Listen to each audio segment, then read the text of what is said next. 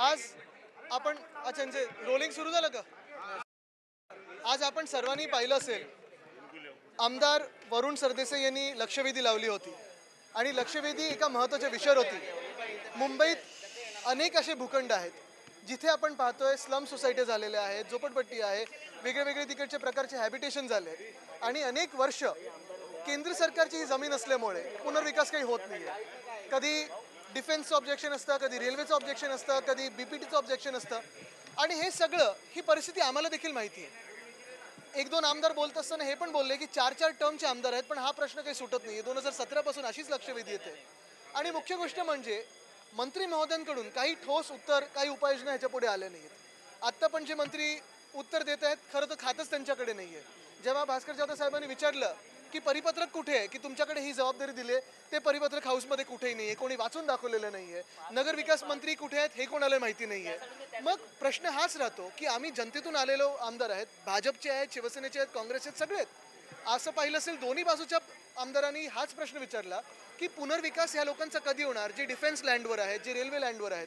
नुसतं थातूरमातूर उत्तर द्यायचं, हमरातोमरीवर यायचं. 19 ते 22 काय झालं, अरे तुम्ही पण त्याच मंत्रिमंडळात होतात, निर्लज्जपणे काय उत्तर देता तुम्ही असं?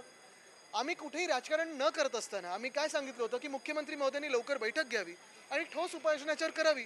मग आमचं तुमचं ह्यावेळी त्यावेळी काढण्याची काय गरज होती? आणि ह्याच्यावरनं आपण पाहतोय सगळेच चिडले आणि हा वेलमध्ये आलेले आहेत. पण कुठे ना कुठेतरी सत्ताधारी पक्षातून, खास करून एशनशी गटांनी सिरियसनेस दाखवा. जर मुख्यमंत्री महोदय स्वतः येऊन उत्तरं देत असतील, लक्षवेधांची उत्तरं देत असतील, प्रश्नोत्तराच्या तासात येत असतील, मग एशनची गट एवढं नॉन सिरियस काय? हे विधानभवन काय त्यांना मजा मस्ती वाटते का, मस्करी वाटते का? का गायब होतात ते? एका ठिकाणी पाहता तुम्ही अश्लील प्रकारे बनियन चड्डीमध्ये ही चड्डी बनियन गँग फिरते, बुक्काबाजी करते, पण जनतेच्या प्रश्नाला उत्तर द्यायला तयार नाही आहेत. काय सगळं घोळ होतं?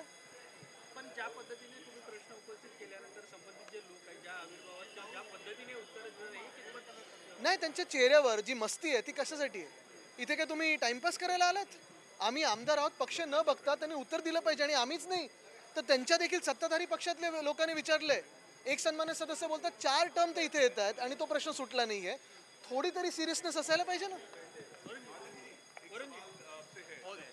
इंडिया पाकिस्तान में जब कॉन्फ्लिक्ट चल रहा था तब काफी कहा गया था कि दोनों कंट्रीज के बीच में किसी भी तरह का कोई नहीं होगा, लेकिन अब स्पोर्ट्स मिनिस्टर कह रहे हैं कि अगर कोई मल्टीनेशनल टूर्नामेंट होता है तो उनको कोई आपत्ति नहीं है. वो मैंने ये सवाल पिछले हफ्ते भी पूछा था, मैंने सोशल मीडिया पे पूछा था कि एक तरफ हम ब्रिज का नाम सिंदूर करते हैं, एक तरफ अगर आप देखें तो भाजपा सिंदूर का एक कुछ प्रोग्राम करने वाली थी, लेकिन शायद हम ही एक पार्टी है जिसने पहले से कहा है कि जब तक पाकिस्तान से सारे के सारे तरीके जो हमले हैं, आतंकवादी कार्रवाई है, वो रुकती नहीं है, तब तक उनसे कोई रिश्ता ना होना चाहिए, कोई ताल्लुकात नहीं होने चाहिए.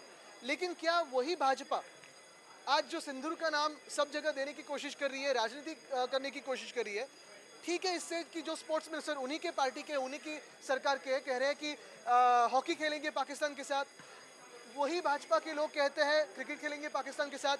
पिछले साल हमें बताया गया था कि बांग्लादेश में हिंदुओं पे अत्याचार हो रहा है, लेकिन उसी बांग्लादेश को 50,000 टन चावल इसी भाजपा की सरकार ने भेजा था और इनके साथ क्रिकेट भी इसी भाजपा की सरकार ने खेला था.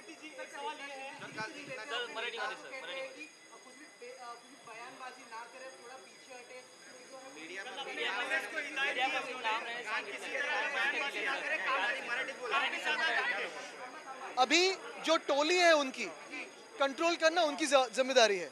ये चड्डी बनियन गैंग आपको पता है कैसे दादागिरी कर रही है, धक्का बुक्की कर रही है. इसमें फंस रहे हैं तो वो मुख्यमंत्री महोदय फंस रहे हैं क्योंकि उनका नाम खराब हो रहा है. चड्डी बनियन गैंग के जो लीडर है एशनशी गट के, वो तो उसमें से मजाक ही कर रहे हैं. मराठीत म्हणजे हेच आहे, कुठच्याही भाषेत चड्डी बनियन गँगला काही समजणार नाही. जशा प्रकारे ते मस्ती मास दाखवतात सगळीकडे, आपण पाहताय ह्याच्यात नाव मुख्यमंत्री महोदयांचं खराब होतं. मी काल पण म्हणूनच कौतुक केलं मुख्यमंत्र्यांचं की सहनशीलता खूप दाखवली, आता कारवाई होणं गरजेचं आहे.